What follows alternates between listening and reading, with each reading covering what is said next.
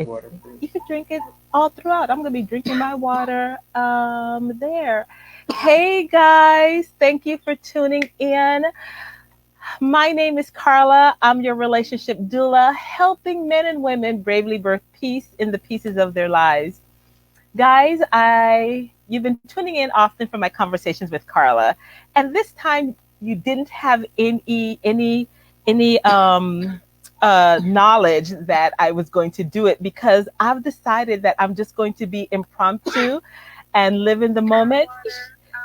So I am here with my mom, and we're going to have a wonderful conversation with Carla, with my mom, because one of the things that I want you to do as you're building relationships and managing your stress is to take each moment as it presents itself. And thank you, Louis Lindita, for tuning in because, guys, life is precious. We don't know how much time we have. And I don't want to take it for granted. So I am here doing some social distancing with my mom. And she was a little bit nervous about coming on with me to do a conversation with Carla. But I said, don't worry about it. So now she's nervous and she may be drinking some water like I'm going to be doing because we're on the wonderful, beautiful island of St. Croix where I grew up. Mm. And so we're going to have a lovely time with conversations with Carla, with my mom. We were in the room a little while ago reminiscing and looking at some pictures that she'd gotten from her brother. And so I said, oh, let me take some pictures of these so we can just maybe have a pictorial history for the next generations. We want to make sure they knew who we were, what we did. And some of these pictures I've never seen before myself. So my mom actually had a picture of herself when in a group when she was 5 years old. So we're going to show you that picture here for my mom. And she's actually the person, the little girl right here, there. So did I point to the right one there? This one. So this one right here is my mom when she was about 5 years old. And hey, Michelle, thank you for tuning in. And so that's a picture of my mom when she was 5 years old. I'd never seen that picture when my mom was 5 years old. So my mom's name is Carolyn Winfrey Henry, and she's a retired school teacher. So some of your students are going to be listening for a while. Can you say hello to them? Well, hello to everyone. And if you hear me coughing, that's my nervous reaction to this experience. I'll settle down in a minute or two. I told her there's nothing to be afraid of. People are just listening into a conversation that we're having together. Now, one of the things that I've always been curious about with my mom is she was born in Chicago, Illinois, but she got married and moved here to St. Croix. But when we were looking through some of these pictures, and we're going to get into that in a little bit, my mom actually showed me a picture of her eighth grade graduation. So, can you hold that one up for eighth grade? So, this is my mom's eighth grade graduation picture. And here's my mom sitting right there. This is my mom right here for their eighth grade graduation. So, of course, I was asking her some questions about, oh, Michelle says she remembers you. You're a very creative teacher. So, that's what Michelle said there. One of the things that my mom was telling me about this story. Would you tell what happened to this young man who was messing with you in class? Well, in the day, we didn't know how to express ourselves when certain things happen. So you didn't speak of it and you just took the consequences of your actions. Well, this young man, while I'm sitting in my This guy right here. seventh grade class, he's sitting behind me and he started rubbing my behind. I'm looking at him and asking him to stop, but he refused to stop. So I decided I'll stop him. I got out of my seat. Now the class is perfectly quiet. Everyone is doing their work. Teachers at the desk. And with all of my might, I just hit him. And he flew out of his seat. sprawling all over the floor. But now, when the teacher asked me why I did that, I didn't know how to say because he was rubbing my behind. So the teacher started to beat me. And, well, to say the least, I left the room, went to the principal's office, and I still wouldn't say why I hit this young man. But you know how it was in the day. We just didn't know how to speak up for ourselves. So back then, guys, they didn't have the Me Too movement. And so here is this boy. I won't call out his name because he may have grandchildren who aren't aware that he was just a messy young man, but putting his hand on my mama's posterior. And therefore, when you tell somebody stop, and I could imagine my mom there turning around and giving this guy such a whack, and her now getting in trouble. And so we have, oh, Sade says, hey, Abuelita. Hey, hey. And, oh, hey, Zerilda. Hey, ladies. Thank you. And so as Sade say, right, not anymore. We're going to speak up. If you're touching me inappropriately, we're not going to give you a pass. But that, my mom was telling me about that story about this young man and that she had to do that. And so I just had to chuckle and just realize that back in the day, you know, we're hard sometimes on our parents and our grandparents, but that Me Too movement, it was just something you just didn't silence. You just didn't say anything, did you? You just took it. Yes, we just took it. And you suffer the repercussions. So she gets in trouble for that. So I just thought that was a wonderful story that she shared with me. And now I have a picture of her from her 8th grade graduation. That was just so exciting to me. Now, another thing that my mom did back in the day is she actually sang in a church choir. She sang in a church choir. And so she had a picture of that as well that I want to show you guys. So I'm going to point out where my mom is in this picture. She's hiding behind someone. So this is my mom right here. This is my mom, Carolyn, and my aunt, Annette Lee, is actually in this picture. Here she is with my finger. This one is Annette Lee, her older sister. And some of you from Chicago Hyde Park may recognize some of your parents or grandparents from this day. She tells me that this person right here was Mrs. Bradford, and she was one of their, she was the pianist for the choir. And so my mom back in the day sang. And again, by the time I came along, my mom wasn't doing that much singing. What were you? You weren't doing any singing. But it was during those years that she met my dad. Yes. So now, tell me how you met my father. Well, when he came to the United States, I should say to Chicago, and was studying at the University of Chicago, he came to the church where I was attending. So that's where I met him, in church. She met him in church. And would you tell them what it was that he liked about you? She would say that. Well, according to him, there were two things that attracted him to me. Apparently, many young ladies in our day had an accent, our Chicago accent, and he said he couldn't understand anything they were saying, but he could understand everything that I said. And then he thought my legs were very pretty.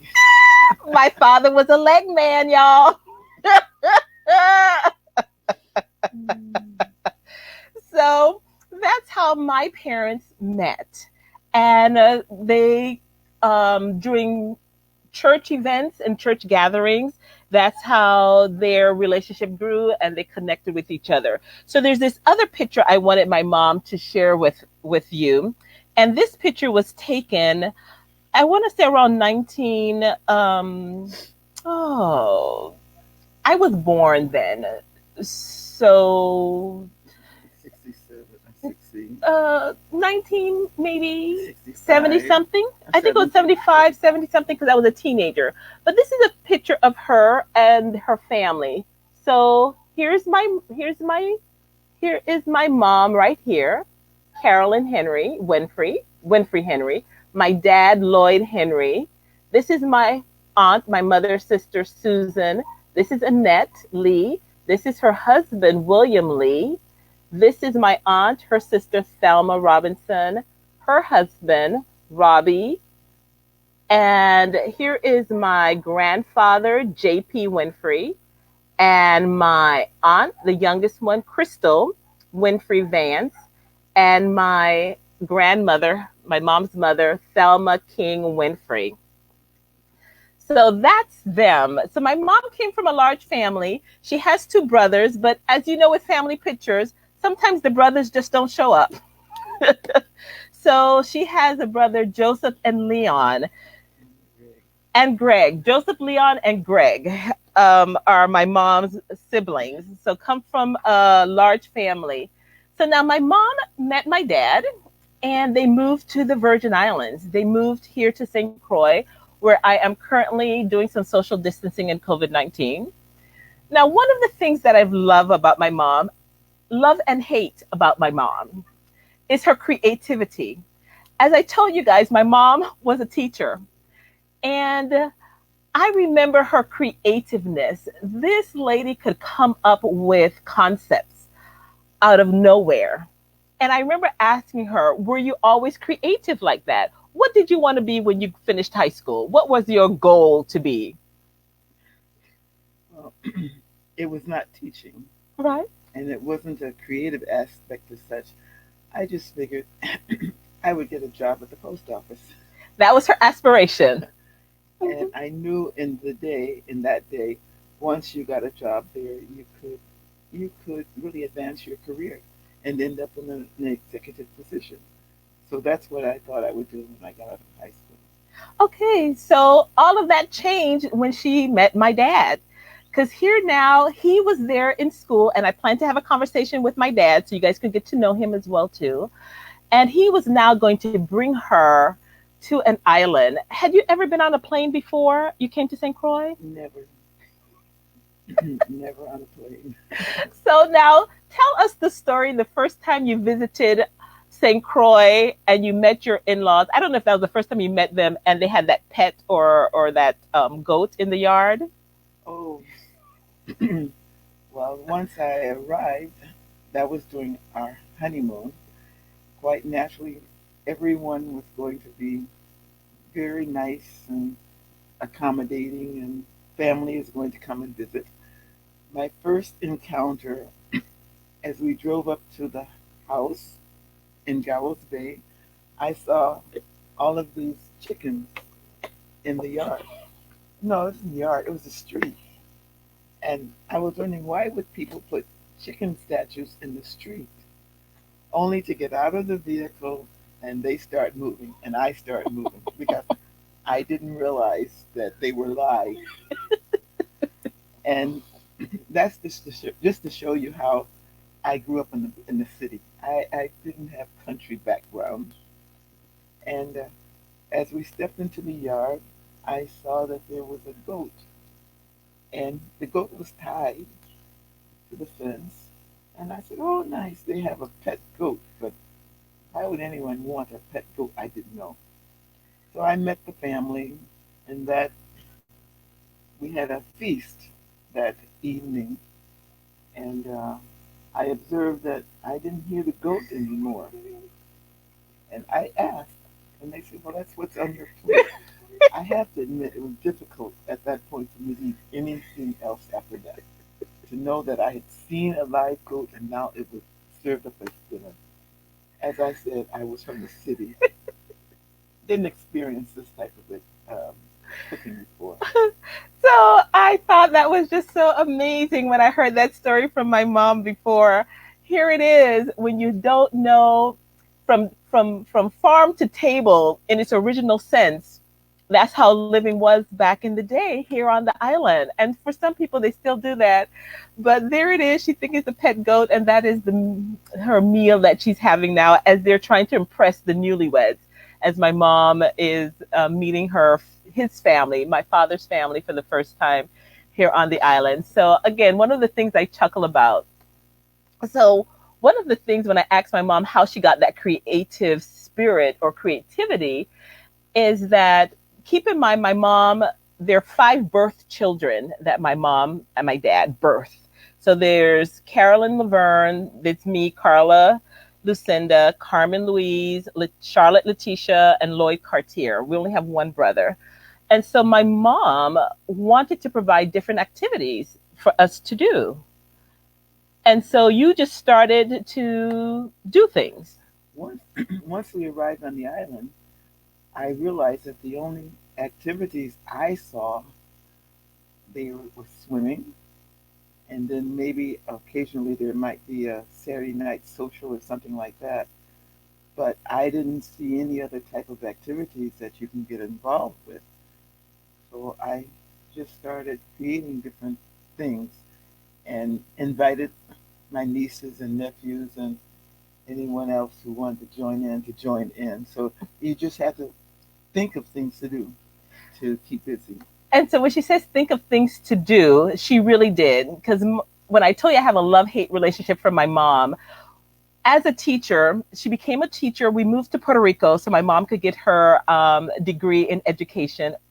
And she eventually got her master's degree with children. And that was quite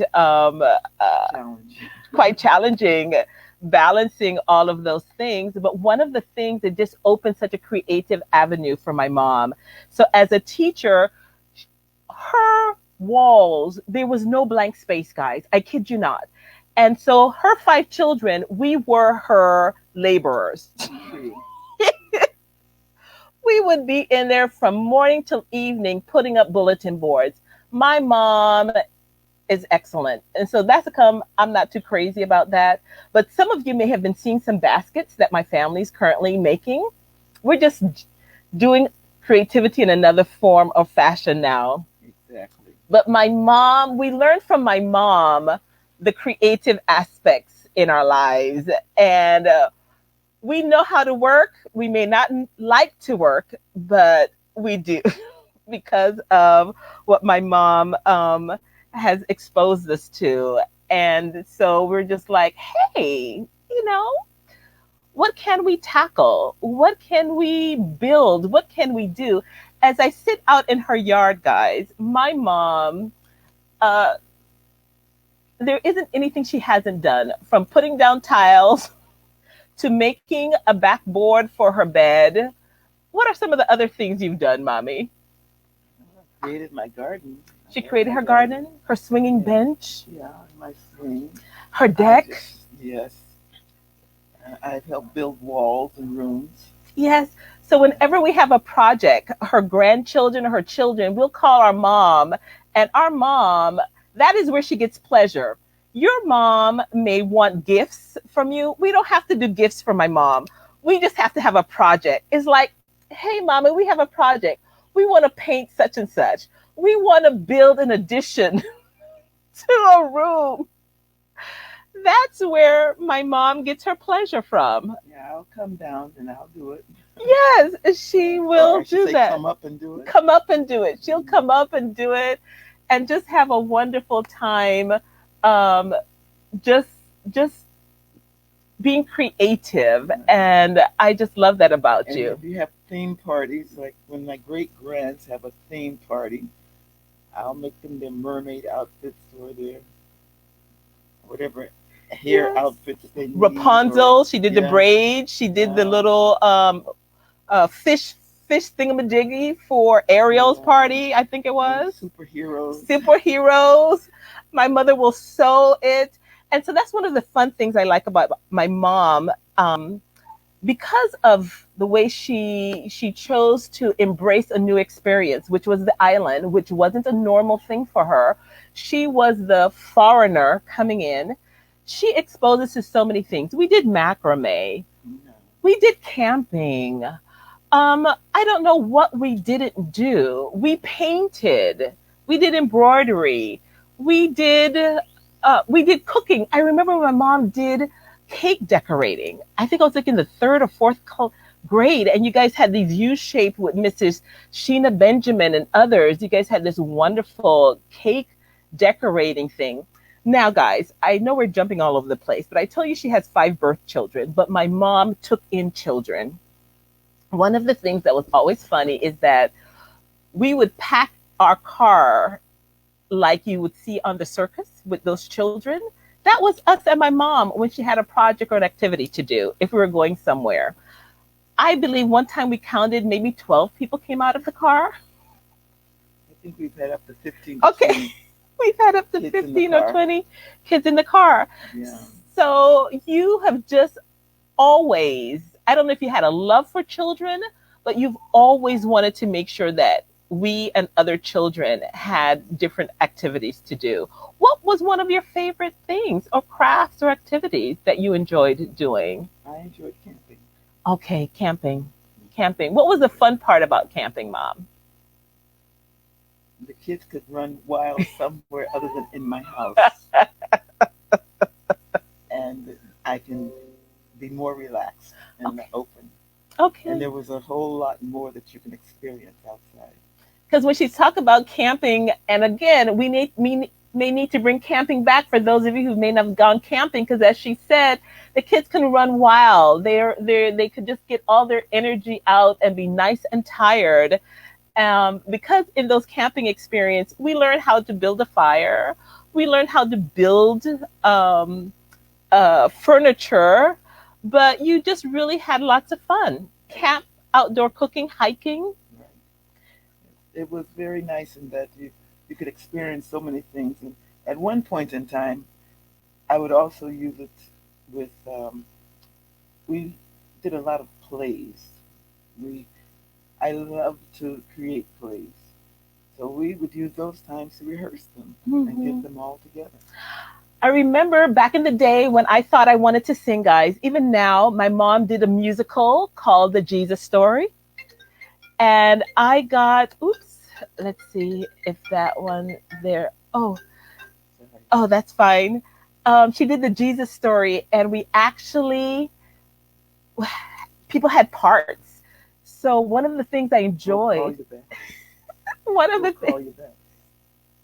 one of the things I enjoyed doing because my mom gave people parts. So before I was an adult, I didn't have any problems speaking in public because we'd already done public speaking and singing and different things. We were able to get our wings wet, for lack of a better expression, because we had an opportunity to do all those things. So my mom, when she says do a play, she actually organized the play. She chose the play. She made the costumes for the play, and she would have her people, some people who would help her make these costumes, but she would also do the decorations, guys. Yes. My mom can build a city out of cardboard. I don't know if your mom could do that. My mom can build a city, animals and everything. If she had been in Hollywood, she would be the ones who produces and makes these beautiful sets. And I don't know how she thought of how she would create and get some of her church members to create these pieces that she thought up in her mind. And so that was lots of fun doing the different plays. Now, something else that I wanted to talk to my mom about is, and let me put on my glasses. I see some of, Anna Miller is there. She says hello too, Hi. as well. Um, and Lindita Lewis says, yes, her patio looks great because of you. Because yes, you did help her. This is your granddaughter, Tabitha, who uses a pseudonym there. Uh, but because of all your talent and creativity that you have. Now, one of the other questions that I wanted to ask and talk to you about as we're talking about creativity, and my mom talked about her garden. Guys, my mom was not did not have a green thumb when we were growing up. So gardening is something that you took up after you retired. Yes. Is that it? So my mom, once she retired from teaching thousands of kids who knew Mrs. Henry, she took up gardening. And this is what she enjoys doing. My mom now grows orchids. They're just beautiful as well too. Tell us some of the other things you have in your that you have in your garden, mommy? Well, I have about 14 different fruit trees in the garden. Tell them the different fruit trees. Oh, you have the plum, sugar apple, you have the grapevine, um, you have I have two lime trees, and I have this wonderful cherry tree, and two mango trees, two coconut trees, um, and then as far as I grow corn and okra, collards, Yes. uh, Some peppers. peppers, cilantro, Yes. and peppers. Mm-hmm. So I have some gardening vegetables. Yes. My herbs, I have some herbs as well. She has some herbs, and of course, she has some flowers as Oh well. yes, I have flowers. Different kinds. We won't go through the names of it, but she has made herself her own little oasis, and even have a mural that she had commissioned. One of her was a former student. Former student. Yes. Right. Who's Ah, now a teacher. wow. And she has a little boy, Joanne, that's her name. And I observed that she did some outstanding artwork. So I asked her if she would come and draw this mural on my back wall. And she took the summer. She would come in the afternoons, stay an hour or two, whatever. And it took her about her summer vacation, doing it at her leisure. So it wasn't something she worked at every moment. And she made this beautiful mural That you see on in the my back. background with that orca whale and all of that. So it goes all the way the length, the back of the property. Yes. So again, it's just so funny when we talk about the different creative things. And so another one of your grandchildren, Javerne, says, yes, GC was memorable. So for those of you who don't realize, for my mom, their church has an annual meeting. Well, it Every four every years. 5 years, 5 years now. every 5 years, there's a meeting of their church. And my mom, on two occasions, was asked to do the decorations for the Kindergarten. the young division, for a section of the young division. One year it was in the Atlanta area, and you should see us hauling cardboard boxes that we'd asked a friend of ours, Joanne, who lived in Atlanta area, if she could ask the people to give her all these old cardboard boxes and not throw it away, because we were going to create this real kid size friendly city backdrop. And so we did that. There we are hauling through Olympic Park with these things. And we just keep thinking, people are wondering, what are we doing? But those are some of the memories that I have with my mom. So that's a good reminder. Yes, I remember that. So now we were talking about some of, oh, I was going to talk about the different creative things that you've done as well, mommy, because cooking, Puppets. well, puppets. So I'll do puppets and cooking. So puppetry, and again, I think a few years ago, someone who you did puppets with before wanted you to teach them because they were going to do a production Yes. with puppets. So my mom made puppets, guys, and had puppets production, had black light productions with puppets and everything like that. So what did you see someone doing puppets that made you want to have that activity to add it as an outlet for young people? I I could say that in life, certain things happen which triggers, like they say, serendipity. You just it triggers a thought that hadn't been there before, and you just move in that direction. But I couldn't tell you exactly what it was that caused me to move in that direction. But I was always looking for something to inspire children. And so I want you guys to hear that, because if you hear the trajectory or the line how my mom's life has moved, it was always moving with something different. It was never the same thing. One year we may have made flowers out of paper mache, the next year was something else. So it was constantly evolving and seeing what was out there and being creative. So it was never redundant. I used to wonder, why can't we do the same decorations every year? Now, my mom would keep certain ones, but it's like, no, we have to create new things and do new things. So, yes, puppetry was something that my mom did before it was big time. My mom was doing that, and the young people had a wonderful way of expressing themselves and sharing stories and life lessons that I thought was very good. But the other thing, now my mom will say she can't cook. And that's not true because, again, my mom did cooking classes. I remember I came home to help out, but my mom would teach. Well, she wouldn't teach, sort of, but her cooking. We like her cooking. My mom thinks she can't cook, but we had some great foods. But I want my mom to tell you about some of her favorite dishes that her mom used to make. Oh my. Remember the caramel cake you Oh told me yes, about? yes. My mom was an outstanding cook, and I have to admit, I think three of my sisters have acquired that they can cook as well. But since I didn't like cooking, I never really developed it on my for myself. But my mom would, well, anything you can think of, any of her green dishes, because in the day we liked our greens mixed with various types of meats. If you want to say, put in a piece of turkey or Hmm. something like that. And she made cakes that were just unbelievable. And my mom was the hostess of the church. I say that because any weekend, the whole church knew they can come by our house and be fed until they were stuffed. Okay? So that meant on Friday and Thursday, my mom was cooking up a storm.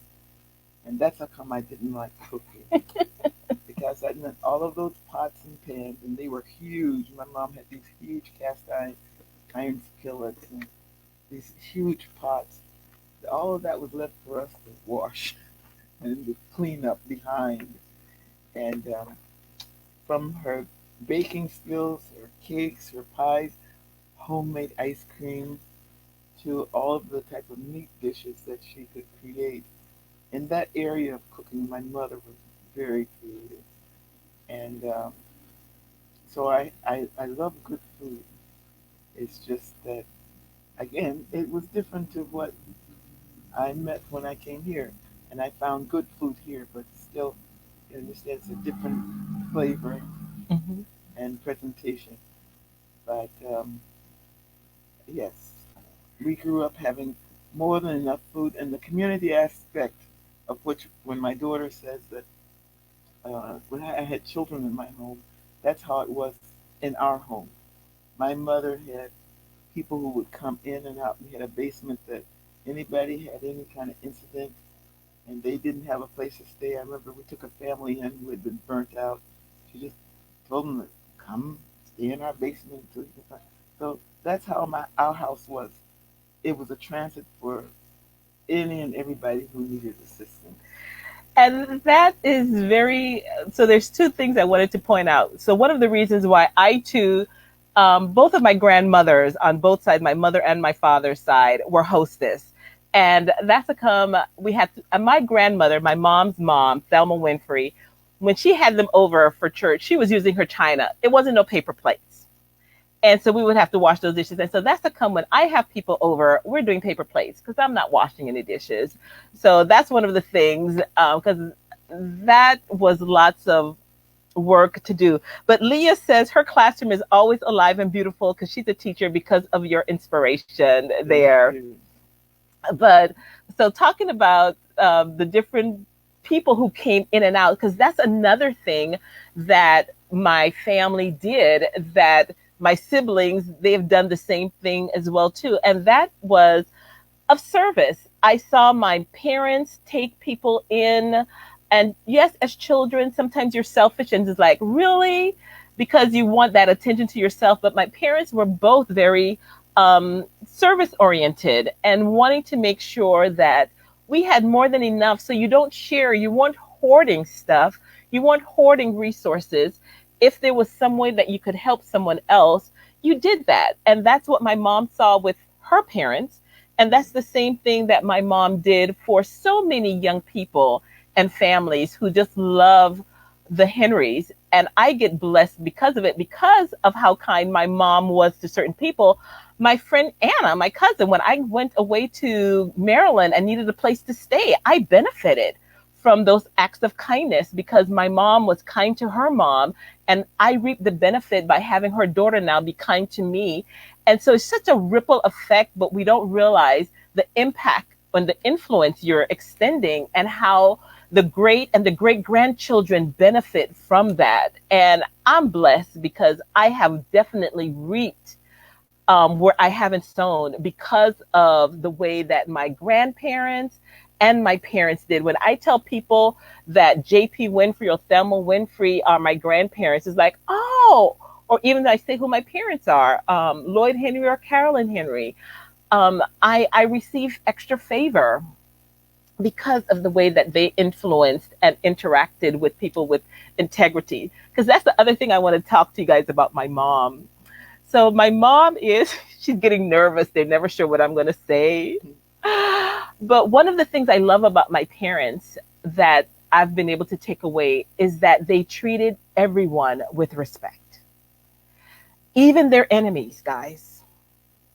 I saw how my mom dealt with people who may not have liked her. So keep in mind, as she said, she came from the States to an island, and some people weren't as welcoming because of the cultural differences, the different things that my mom may have been used to doing in the States. One of those things was wearing pants. She would wear pants in the States, but in the culture here in St. Croix, they kind of frowned upon that for females.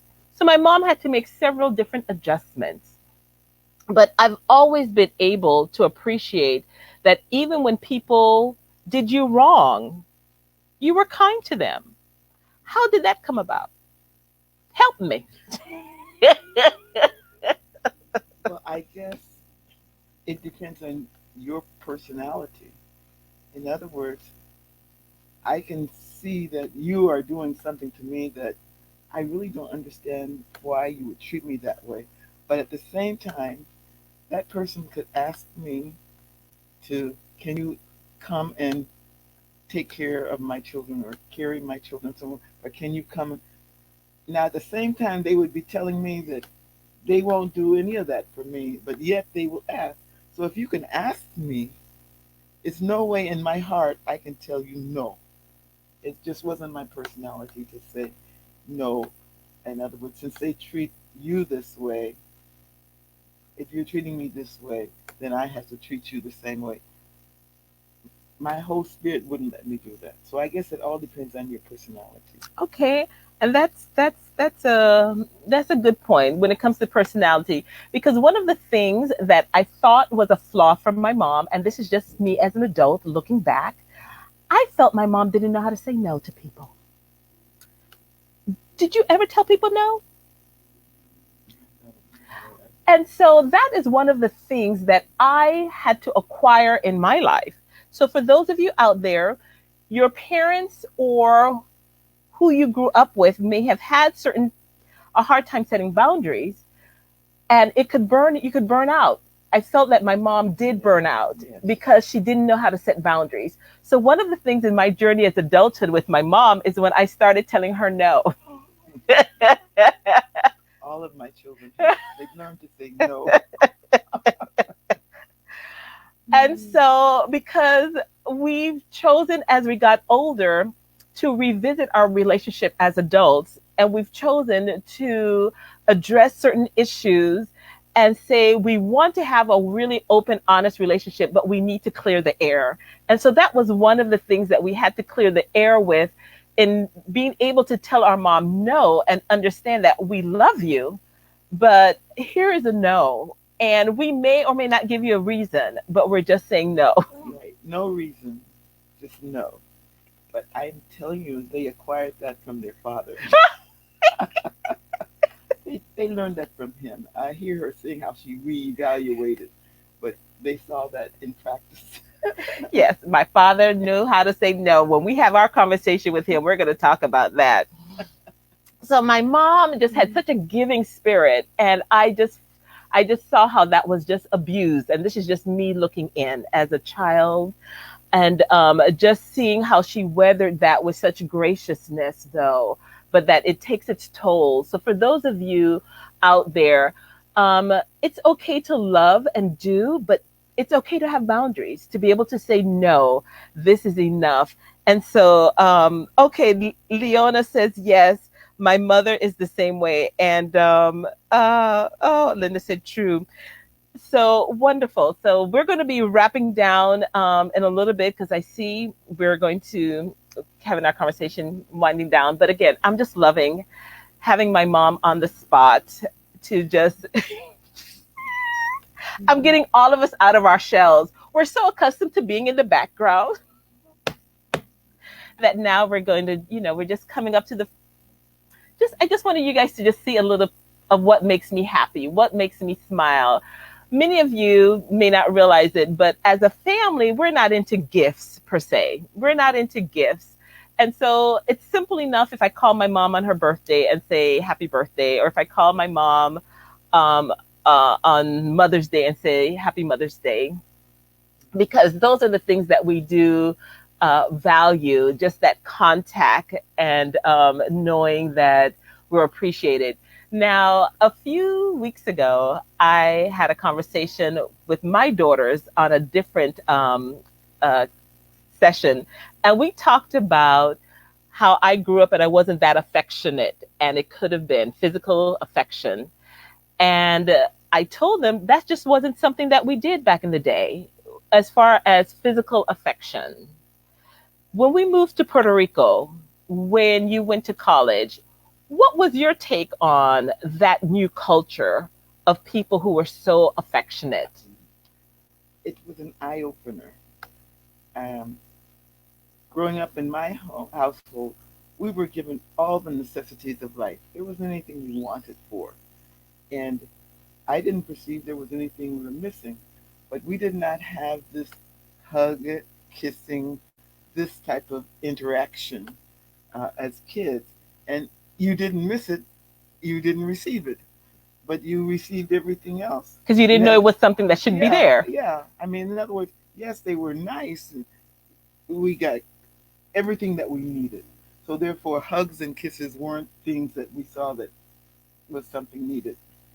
Now, when we moved to Puerto Rico, I noticed that when these folks were dropping their kids off at school, they were hugging and kissing like they were getting ready to go out on a vacation someplace and won't see them until whenever. And then when they picked them up after school, they were doing the same thing. And then whenever, well, even with us, and when they're greeting me, they're going to hug and they're going to kiss and they were going to do. And I just hadn't been exposed to that type of, hugging, kissing, and cuddling and this type of thing. It wasn't part of my environment. Neither was it a part of my husband's environment. So I had to learn how to do that. And I think the one child that benefited from that and learned it better than all the rest of them was Letitia, my youngest daughter. And she's gonna jump all over you and hug all over you and sleep all over and everything. And Mm, she acquired that. So the others didn't get that, but I tried to be more affectionate. yeah. And after I saw that, and then I also realized that it was important that you could do that. But it was a whole cultural thing that you had to sort of work around. Because one of the things I love about my parents is that they exposed us to different things. So as we became adults, you got to choose what that looks like for you and incorporate a little bit more. Because as my mom said, that was a whole cultural experience that just stayed with me. And I remember thinking, ooh, there's something different out there. The other thing that my mom did that I really appreciated, and she allowed her children to have a voice. It wasn't much of a voice, but more than what she had growing up. And I remember her getting some looks from her relatives here in the Virgin Islands and others because you allowed us to speak to you. Not that we were challenging what you said, but we could have a dialogue, which wasn't normal back in the day. Right. Well, as she said, in my days, a child should be seen and not heard. And that whole incident of the young man and what happened to me in the classroom, you did not know how to express yourself on that level because well, no one was listening anyway, and you were always at fault. So I decided that I needed at least to hear their side of what happened because I could only see it from the one side. So tell me in your own words what happened. Mhm. So I realized that there were those around me who felt that children were being rude just because I'm now saying, okay, you express yourself.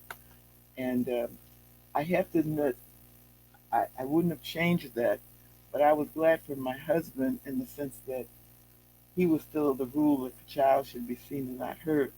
So in essence, there was a balance. Sometimes my kids didn't know when to stop, but when their father came home, they knew to shut up. Okay, they're saying they can't hear you. Oh, they can't hear me. Well, Carmen. Okay, well, let's see. Let's put the microphone a little Oh my! closer. I've said all of that and they didn't Well, hear it. only now I see that for her with Okay, that. so So hopefully they were able to to hear hear each you. other. Uh Okay, huh. so Okay. in turn, yes, I feel children should have a voice, but I also feel that they have to know how to present it in a respectful way. Mhm. But there's always two sides to a story. I mean, like they say, three: the truth, and then your side and my side. Okay. So I encourage that in my children. Okay. And so I love that. So for those of you who are out there, as she said when she told the story before when someone was messing around with her and somebody only saw one side of the story, um, being willing to let your child or someone hear them out, hear a story. As I've been here enjoying the island, my sister and I are having these creative thoughts. And my mom has these beautiful mango trees, and they hadn't seen this particular set of mangoes that were there. And I immediately spotted them when I came up the stairs, but they only noticed it yesterday. And I was just like, they were sitting there this whole time, but they hadn't noticed it because sometimes when you're in a situation too familiar, you don't understand or see when change has occurred, when something new has happened. So being willing to have or listen to a different perspective.